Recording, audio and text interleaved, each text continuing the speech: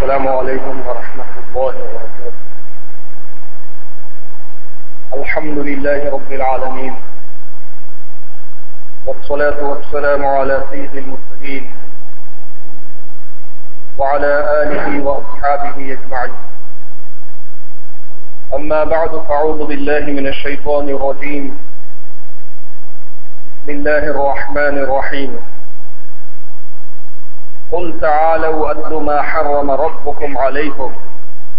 ألا تشركوا به شيئا وبالوالدين إحسانا ولا تقتلوا أولادكم من إملاق نحن نرزقكم وإياكم ولا تقربوا الفواحش ما ظهر منها وما بطن ولا تقتلوا النفس التي حرم الله إلا بالحق ذلكم وصاكم به لعلكم تعقلون۔ صدق اللہ العظیم۔ تمام تعریف اللہ رب العزت کے لیے سزاوار ہے۔ اس کائنات کا وہی واحد مالک، مختار، خالق، حاکم، رازق اور تمام تصرفات کا مالک ہے۔ اس کے سوا کوئی عبادت کے لائق نہیں۔ درود و سلام ہو حضرت محمد مصطفیٰ احمد مجتبی خاتم الانبیاء رسول اللہ صلی اللہ علیہ وسلم پر۔ حاضرین کرام، میں نے سورہ انعام کی آیت نمبر 151 پڑھی ہے، اور اس آیت میں اللہ تعالیٰ نے اپنے بندوں کو خاص احکامات دیے۔ آیت نمبر 151 میں 5 احکامات ہیں، پھر 152 میں 4 احکامات ہیں، اور 153 میں 1 حکم۔ اس طرح مسلسل ان 3 آیات میں اللہ تعالیٰ نے اہل ایمان کو خاص طور سے 10 احکامات دیے۔ ان 10 احکامات کے بارے میں ہم کو غور کرنا ہے، اور یہ اس لیے غور کرنا ہے کہ ابھی رمضان المبارک کا مہینہ ہم سے رخصت ہوا ہے، اور آج یہ رمضان کا بعد کا پہلا جمعہ ہے، اور ہم نے رمضان تمام میں الحمدللہ قرآن مجید کو سماعت کیا ہے، تراویح میں سنا ہے، سماعت قرآن میں سنا ہے، ریکارڈ کے ذریعے سے سماعت کیا ہے، اپنے طور پر پڑھا ہے، درس قرآن کو اٹینڈ کیا ہے، اور بہت سارے ایسے ہماری سرگرمیاں تھیں جس کی وجہ سے ہم رمضان میں قرآن سے قریب ہونے کی کوشش کرتے ہیں۔ اور یہ مہینے کے بارے میں خود ہم جانتے ہیں، بارہا سنتے آئے کہ یہ وہ مہینہ تھا جس میں قرآن مجید نازل ہوا، اور اللہ کے رسول صلی اللہ علیہ وسلم کی بھی سنت ہم نے سنی اور اس پر عمل کرنے کی بھی کوشش کی کہ آپ صلی اللہ علیہ وسلم ہر سال رمضان کے مہینے میں قرآن مجید جبریل علیہ السلام کو سناتے تھے، اور جبریل علیہ السلام حضور صلی اللہ علیہ وسلم کو سناتے۔ اس طرح قرآن کے سننے، سنانے، سمجھنے، سمجھانے کا یہ ماحول ہم سے رخصت ہوا ہے۔ اب اس موقع پر ہم کو دیکھنا یہ ہے کہ قرآن مجید میں بہت ہی اہم ترین احکامات کون سے ہو سکتے ہیں؟ یوں تو سارے کا سارا قرآن ایسا ہے جس کے ہر حرف پر ایمان لایا جائے، ہر حرف کو سمجھا جائے، پڑھا جائے، اس کے معنی اور مطالب کے اندر غور کیا جائے، اور اس کی تبلیغ کی جائے، اس لیے کہ قرآن تمام انسانیت کے نام اللہ کا پیغام ہے۔ لیکن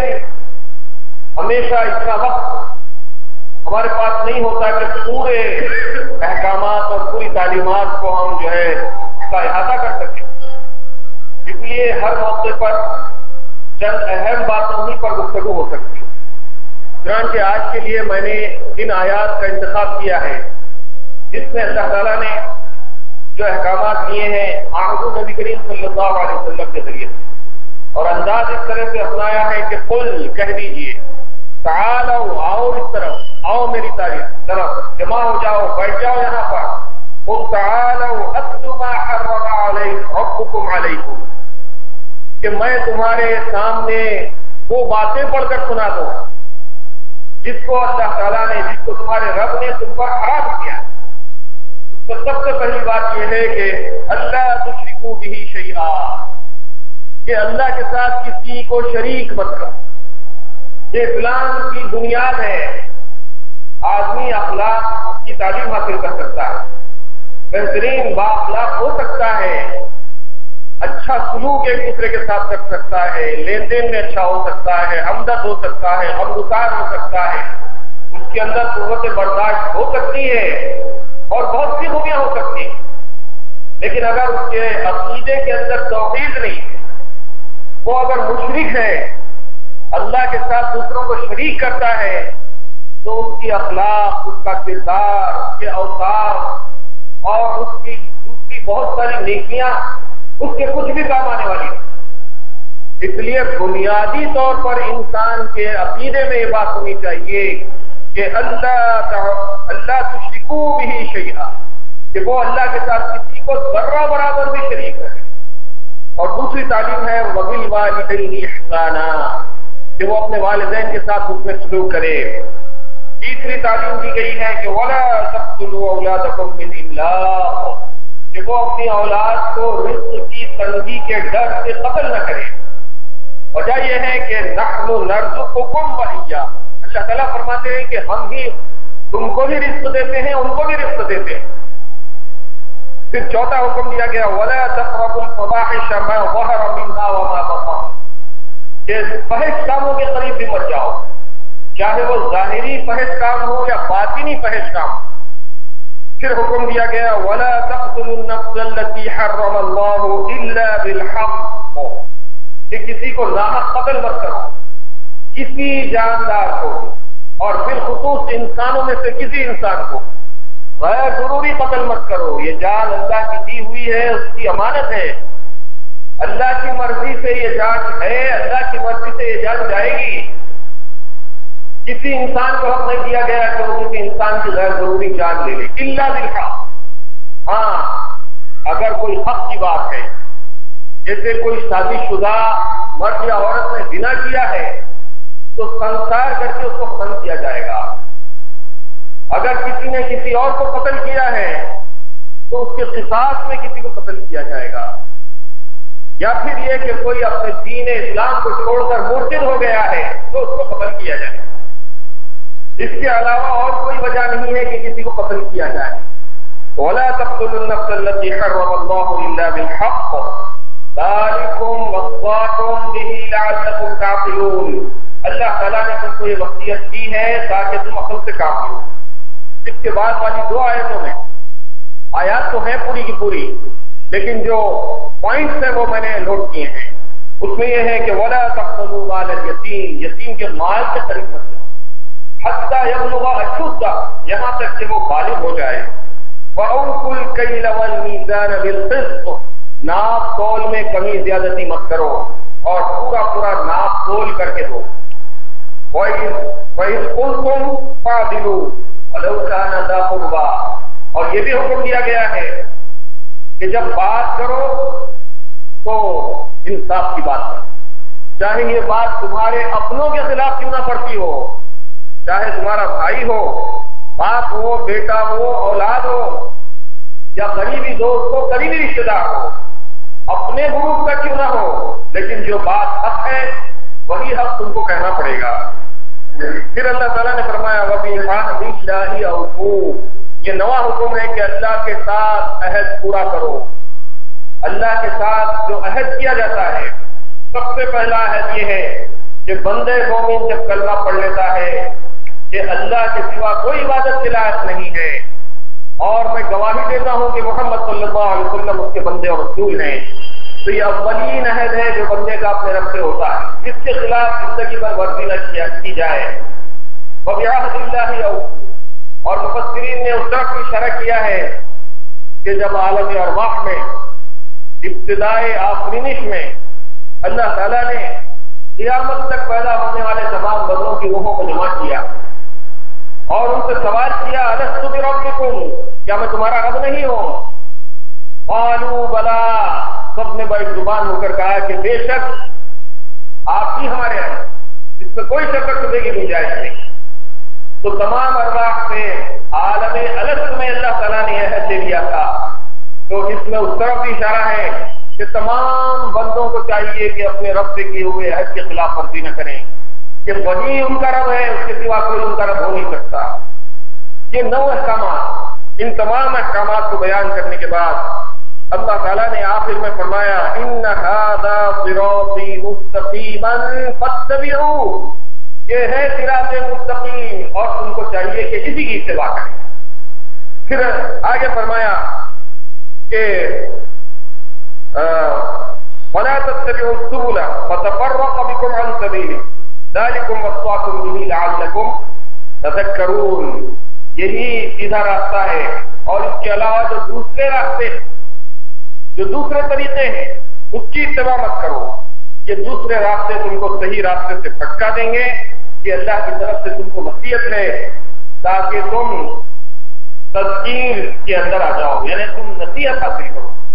پھر اس کے بعد آخر میں اللہ تعالیٰ نے ان احکامات کے بعد آخر میں فرمایا کہ ذالکم وصاکم بہ لعلکم تتقون، یہ 3 آیتوں کے آخر میں اللہ تعالیٰ نے مربیانہ انداز میں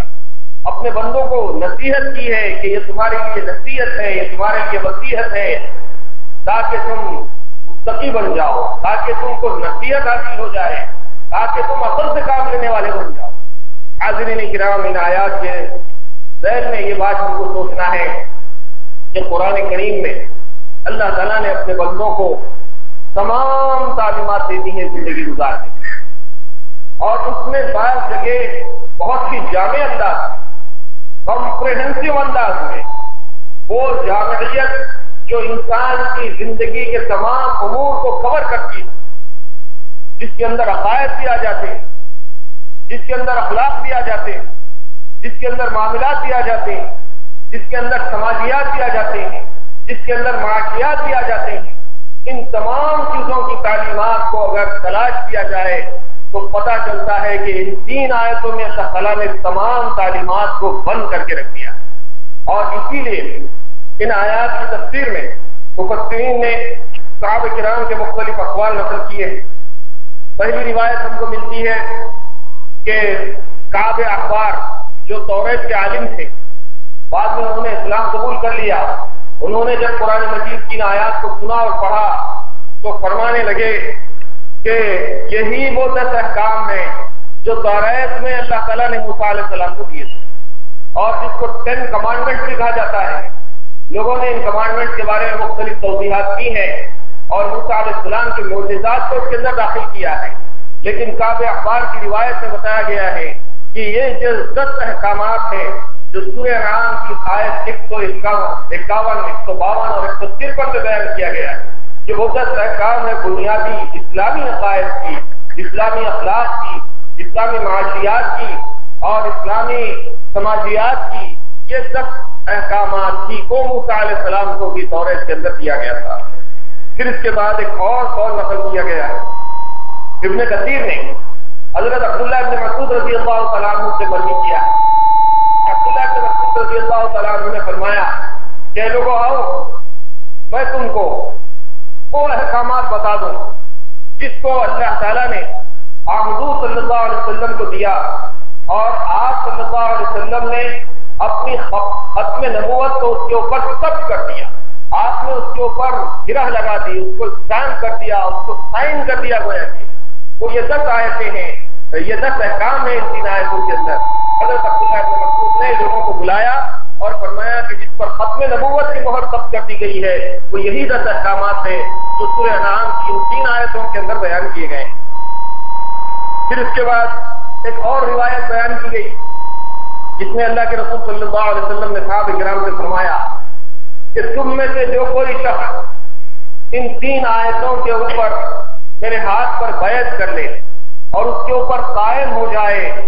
تو خدا کی قسم میں گواہی دیتا ہوں کہ اللہ تعالیٰ کے پاس وہ اپنا اجر ضرور پائے۔ ان تینوں روایات کو سامنے رکھتے ہوئے ہم کو سمجھ میں آتا ہے، اور پھر آیات کے متن سے، احکامات کے حوالے سے بھی یہ بات اچھی طرح سے سمجھی جا سکتی ہے کہ اسلام کے ان 3 آیات کے اندر، قرآن کی ان 3 آیات کے اندر اسلام کے جو 10 احکامات اللہ تعالیٰ نے نازل فرمائے ہیں،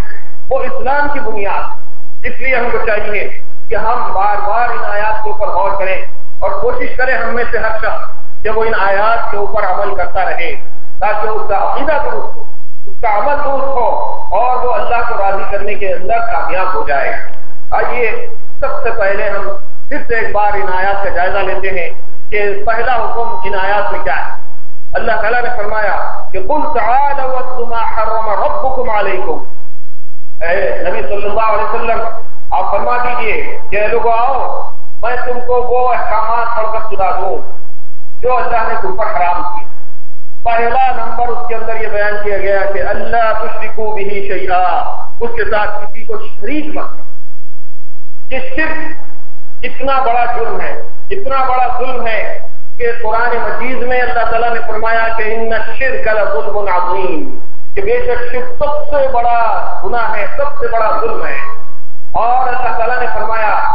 کہ اگر اللہ چاہیں گے تو تمام گناہوں کو معاف کر دیں گے، لیکن شرک کے گناہ کو کبھی معاف نہیں کیا جائے گا۔ اسی لیے صحابہ کرام نے شرک سے توبہ کی، توحید کا اقرار کیا، آبائی رسوم و رواج کو چھوڑا، آبائی رسم و رواج کے اندر جو باتیں مشہور تھیں بتوں کے بارے میں، مختلف لوگوں کے بارے میں، مختلف دنوں کے بارے میں، چاند اور سورج کے بارے میں، ستاروں کے بارے میں، اور ان کے اپنے خیالات کے مطابق اولیاء کے بارے میں، ایسی ایسی باتیں جو مشہور تھیں ان سب کا انکار کر دیا گیا۔ ورنہ اللہ کے ذات کے تو وہ لوگ بھی قائل تھے، پیغمبروں کے بارے میں تو وہ لوگ بھی معلومات رکھتے تھے، لیکن جاہلانہ انداز میں پیغمبروں سے انہوں نے اپنی وابستگی کا اظہار کیا، جاہلانہ انداز میں اللہ تعالیٰ کے بارے میں سوچ اور فکر کو پیدا کیا، جاہلانہ انداز کو پروان چڑھایا، جس کے نتیجے میں کعبۃ اللہ کو اللہ کا گھر سمجھتے ہوئے بھی اس کا طواف برہنہ ہو کر کیا کرتے تھے، اور کعبۃ اللہ کو اللہ کا گھر سمجھتے ہوئے بھی قربانی کا گوشت اور خون کعبے کی دیواروں کو لے جا کر بکھرا کرتے تھے۔ لیکن اسلام نے ان کی اصلاح فرمائی کہ اللہ کو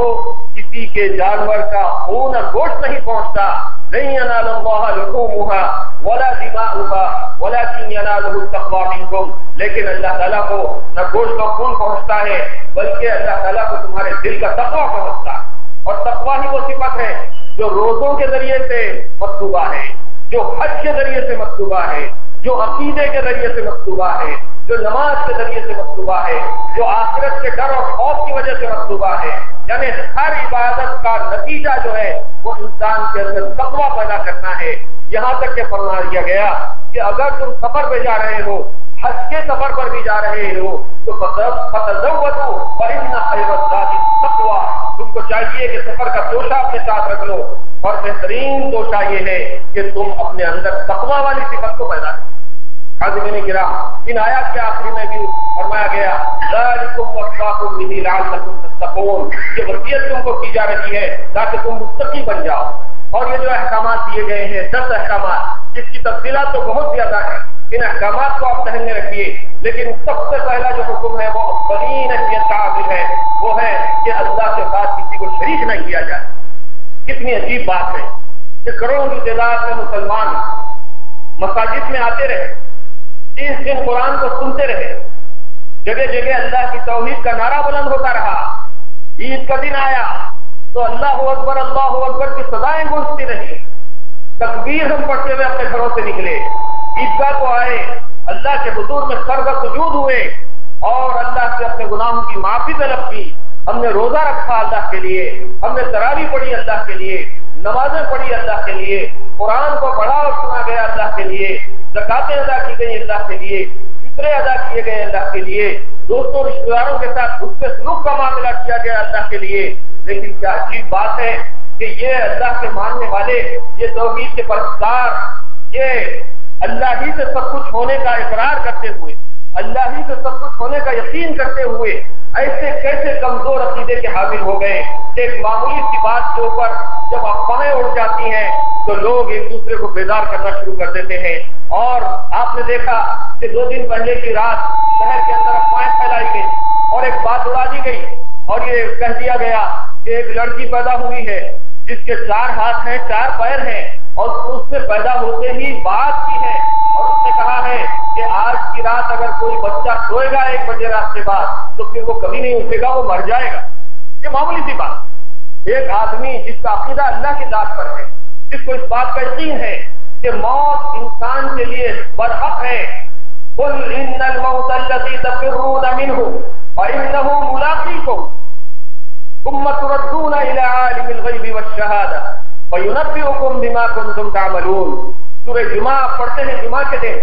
سورہ جمعہ کے پہلے رکوع کی آخری آیت، اس کے اندر اللہ تعالیٰ نے واضح طور پر ارشاد فرما دیا کہ اے نبی صلی اللہ علیہ وسلم آپ فرما دیجئے کہ قل ان الموت الذي تفرون منه، یہ موت جس سے تم بھاگتے ہو، ڈرتے ہو،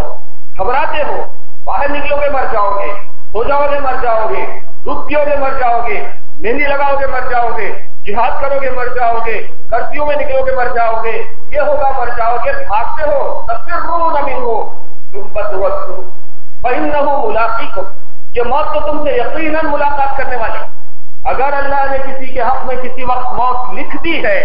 تو کوئی دنیا کی طاقت اس کو ٹال نہیں سکتی، کوئی دنیا کا ڈاکٹر اس کو ٹال نہیں سکتا، کوئی تدبیر اس کو ٹال نہیں سکتی، کوئی نجومی اس کو ٹال نہیں سکتا، کوئی عامل اس کو ٹال نہیں سکتا۔ لوگ موت سے بھاگنے کی خاطر کہاں کہاں کی خاک کھانتے ہیں، اگر کسی درگاہ پہ بھی چلے جائے تو موت آ کر رہے گی، اور کسی جنگل میں چلے جاؤ تو موت آ کر رہے گی، کسی مضبوط قلعے کے اندر قید ہو جاؤ تو موت آ کر رہے گی۔ موت سے انسان فرار حاصل کر نہیں سکتا۔ اذا جاء اجلہ لا يستأخرون ساعة ولا يستقدمون، جب موت کا وقت آ جاتا ہے تو ایک گھڑی آگے نہ ایک گھڑی پیچھے، ٹھیک وقت پر انسان کی روح قبض کر لی جاتی ہے۔ اللہ تعالیٰ نے فرمایا کہ وہ موت اور حیات کا مالک ہے۔ تبارک الذی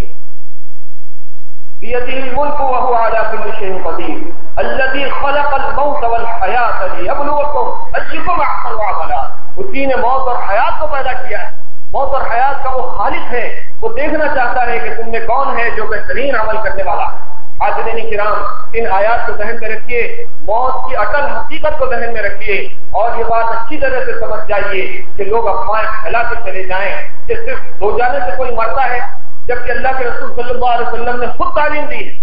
کہ جب سونے کا وقت آئے، آدمی بستر کے اوپر لیٹے تو یہ دعا پڑھے، کیا ہے؟ اللہم بسمک اموت و احیا، کہ اے اللہ میں آپ ہی کے نام سے مرتا بھی ہوں، آپ ہی کے نام سے زندہ ہوتا ہوں۔ یہ مصنون دعا، اس دعا کو مسلمانوں نے بھلا دیا،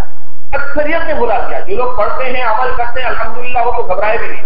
ان کے اوپر کسی فون کا اثر نہیں پڑا، انہوں نے کسی اخبار کے دفتر کو فون نہیں کیا، انہوں نے تماچے مار مار کے اپنے بچوں کو جگایا نہیں اور لے کر بازاروں میں پھرتے نہیں رہے۔ کسی ایسے آدمی نے جس کا عقیدہ مضبوط ہے، اس نے کبھی اپنے بچوں پہ ایسا ظلم نہیں کیا۔ لیکن جو بیچارے جاہل ہیں، جو جھنڈوں سے ڈر جاتے ہیں، جو کنڈے سے ڈر جاتے ہیں، جو قبر سے ڈر جاتے ہیں، جو بتوں سے ڈر جاتے ہیں، جو الو سے ڈر جاتے ہیں، بستی سے ڈر جاتے ہیں، جو بلی سے ڈر جاتے ہیں، جو سلک سے ڈر جاتے ہیں، ایسی معمولی اشیاء سے جو لوگ ڈر جاتے ہیں، جن کے بارے میں یہ باتیں بڑی مشہور ہیں کہ کہتے ہیں کہ قبرستان جاؤ گے تو پریشان ہو جاؤ، اور اگر کسی چیز کو اگل دو گے تو انگل دیں گے تو پریشان ہو جائیں، کوئی چیز کھندلنے میں آ گئی، بیمار پڑ گئے مر گئے، کسی نے کچھ کرا دیا بیمار پڑ گئے مر گئے۔ ایسے کمزور عقیدے لکھے لوگ، اور آپس میں کہتے ہیں کہ ہمارا ستارہ کمزور ہے اور ہم کو کچھ بھی جلدی ہو جاتا ہے، اور یہ ہے اور وہ ہے، 50 باتیں ایسی مشہور ہیں جس کے تذکرے کا میرے پاس وقت نہیں ہے۔ آپ لوگ اچھی طرح جانتے ہیں کہ سماج میں، بڑوں بوڑھوں میں، گھر کی بوڑھیوں میں، عورتوں میں ایسی بے شمار باتیں مشہور ہیں کہ کوئی گھر کو منحوس سمجھتا ہے، کوئی نوکری کو منحوس سمجھتا ہے، کوئی گاڑی کو منحوس سمجھتا ہے، کوئی سواری کو منحوس سمجھتا ہے، کوئی دفتر اور کرسی کو منحوس سمجھتا ہے، کوئی ٹوائلٹ کے ڈائریکشن کو منحوس سمجھتا ہے، کوئی کھڑکی کے ڈائریکشن کو منحوس سمجھتا ہے۔ اتنی منحوسیات لوگوں کے درمیان میں مشہور ہیں کہ آدمی کا جینا دوبر ہو کے رہ گیا۔ نتیجہ یہ ہے کہ لوگ چھوٹی چھوٹی بات پر گھبرا جاتے ہیں اور پریشان ہو کر بھاگنے لگتے ہیں۔ اگر کسی کی موت کسی وقت لکھی ہوئی ہے تو کوئی تدبیر اس کو ٹال نہیں سکتی، اور یہ بات بھی حقیقت میں ہے کہ بندے مومن تو موت کو گلے لگانے کے لیے تیار ہے، کہ جس نے روزے رکھے، نمازیں پڑھی، قرآن کی تلاوت کی، جیسے وہ عید کا انتظار کر رہا ہے کہ اب عید آئے گی، ہم خوشیاں منائیں گے، شیر خورما پیئیں گے، نئے کپڑے پہنیں گے، گلے ملیں گے، خوشبو لگائیں گے، ایک دوسرے سے ملیں گے اور ہماری خوشیوں میں اضافہ ہوگا۔ ایسے ہی اگر ہمارے اعمال درست ہیں، ہمارا عقیدہ درست ہے اور ہم کو اس بات کی طرف ہے کہ وہ وقت کب آ جائے گا کہ ہم دنیا کی صعوبتوں کو چھوڑ کر نکلیں گے اور اپنے رب کے حضور حاضر ہو جائیں گے، جہاں حضور صلی اللہ علیہ وسلم کا دیدار نصیب ہوگا، جہاں فرشتوں سے ملاقات ہوگی، جہاں جنت کے اندر ہم کو داخل کیا جائے گا، جہاں ہمارے نیک اور صالح بندوں سے ملاقاتیں ہوں گی، صالحین ملیں گے، اولیاء اللہ کے اگر ہم چاہنے والے ہیں تو علیین میں اولیاء اللہ سے ملاقاتیں ہوں گی، پیغمبروں سے ملاقاتیں ہوں گی، جنت کے نظارے ہمارے سامنے آئیں گے اور پھر جنت کی وہ آخری نعمت ہم کو نصیب ہو سکتی ہے جس میں ہم کو اللہ کا دیدار نصیب ہوگا۔ یہ اگر تصور ہے تو ایسا بندہ مومن بھلا موت سے گھبرائے گا۔ یہ تو عید کا دن ہے، عزم کرام۔ بہرحال بات صرف اتنی ہے کہ پورے قرآن مجید میں اللہ تعالیٰ نے توحید کی تعلیم کی، اور اگر کسی کو کسی قسم کے اثرات وغیرہ کا اندیشہ ہو جائے تو حکم دیا گیا ہے کہ معوذتین پڑھ لیا، قل اعوذ برب الناس، قل اعوذ برب الفلق پڑھ لیا کرے، آیت الکرسی پڑھ لیا کرے، لا حول ولا قوت الا باللہ پڑھ لیا کرے۔ الا بذکر اللہ تطمئن القلوب، اللہ کا ذکر انسان کے دلوں کو اطمینان نصیب کرتا ہے۔ ڈاکٹر اطمینان نصیب نہیں کرتا، کارڈیالوجی کا اسپیشلسٹ اطمینان نصیب نہیں کرتا، اور کارڈیالوجی کی دوائیں انسان کو اطمینان نصیب نہیں کرتی، بلکہ دل کو اگر سکون ملتا ہے تو قرآن مجید کہتا ہے کہ اللہ کے ذکر سے دلوں کو سکون نصیب ہوتا ہے۔ اگر ہم کو کوئی بے چینی ہے، ہول ہے، وحشت ہے، پریشانی ہے، دل گھبرا رہا ہے، نیند نہیں آ رہی ہے، تو اللہ کا ذکر کیوں نہیں کرتے؟ اللہ کو یاد کیوں نہیں کرتے؟ کچھ نہیں کر سکتے استغفار پڑھ لیا کیجیے، کچھ نہیں کر سکتے کلمہ توحید پڑھ لیا کیجیے، کلمہ طیبہ پڑھ لیا کیجیے، آیت کریمہ پڑھ لیا کیجیے، سورہ فلق، سورہ ناس، سورہ اخلاص پڑھ لیا کیجیے۔ کیا یہ بنیادی باتیں بھی کسی مسلمان کو یاد نہیں؟ کیا کوئی ایسا بچہ بھی چھوٹ گیا ہے جس کو 3 کل یاد نہیں ہے، جس کو لا حول ولا قوت الا باللہ پڑھنے نہیں آتا، جس کو لا الہ الا اللہ محمد رسول اللہ پڑھنے نہیں آتا؟ اگر آدمی یہ بھی کم سے کم پڑھ لیا کرے تو اس کو چین اور سکون نصیب ہوتا ہے۔ قرآن مجید کی سورہ انعام کی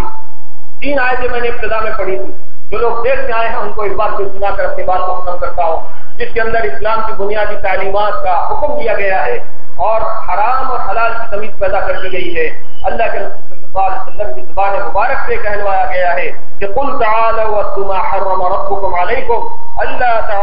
تشركوا به شيئا۔ اے نبی صلی اللہ علیہ وسلم آپ کہہ دیجئے کہ اے لوگوں آؤ، کیا میں تم کو وہ باتیں پڑھ کر نہ سناؤں جس کو اللہ نے حرام کیا ہے؟ سب سے پہلی بات اللہ تشرکوا به شیئا، اللہ کے ساتھ کسی کو شریک مت کرو، وبالوالدین احسانا، والدین کے ساتھ احسان کا سلوک کرو، ولا تقتلوا اولادکم من املاق، اپنی اولادوں کو رزق کی تنگی کے ڈر سے قتل مت کرو۔ پھر فرمایا گیا کہ ولا تقربوا الفواحش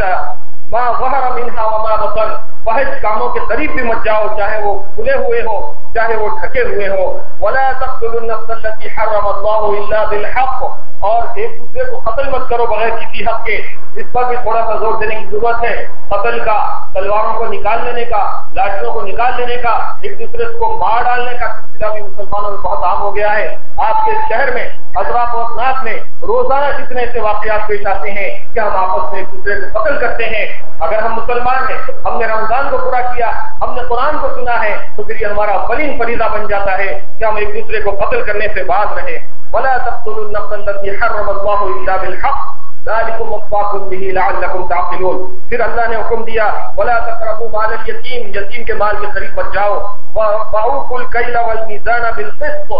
اور ناپتول میں کمی مت کرو۔ ڈنڈی مارنے کا رواج بھی عام ہو چکا ہے، مسلمانوں میں ساری بیماریاں موجود ہیں۔ وَإِذْ قُلْتُمْ فَاعْدِلُوا وَلَوْ كَانَ ذَا قُرْبَىٰ، بات کرو تو بالکل حق اور انصاف کی بات کرو، چاہے وہ تمہارے اپنوں کے خلاف کیوں نہ ہو۔ وَبِعَهْدِ اللَّهِ أَوْفُوا، اللہ کے ساتھ کیے ہوئے عہد کو پورا کرو۔ اور پھر اللہ تعالیٰ نے فرمایا إِنَّ هَذَا صِرَاطِي مُسْتَقِيمًا فَاتَّبِعُوهُ وَأَنَّ هَذَا صِرَاطِي مُسْتَقِيمًا فَاتَّبِعُوهُ، یہ صراط مستقیم ہے، اس کی اتباع کرو۔ پھر حکم دیا گیا وَلَا تَتَّبِعُوا السُّبُلَ فَتَفَرَّقَ بِكُمْ عَنْ سَبِيلِهِ، اور دوسرے راستوں کا اتباع مت کرو۔ یہ 10 احکام ان آیات کے اندر دیے گئے ہیں۔ اللہ تعالیٰ سے دعا ہے کہ اللہ تعالیٰ ہم سب کو ان احکامات پر عمل کرنے کی توفیق عنایت فرمائے۔ وآخر دعوانا الحمدللہ رب العالمین۔ ایک بات پھر اس بات کو ذہن میں رکھیے کہ الحمدللہ آپ سب حضرات وقت پر آ گئے، آپ کا میں شکر گزار ہوں۔ اور آئندہ بھی کوشش کیجیے کہ 1:15 بجے آپ حاضر ہو جائیں، تو پھر 1:15 بجے کے قریب انشاءاللہ کتاب ختم ہوگا، 5 منٹ کا وقت دیا جائے گا۔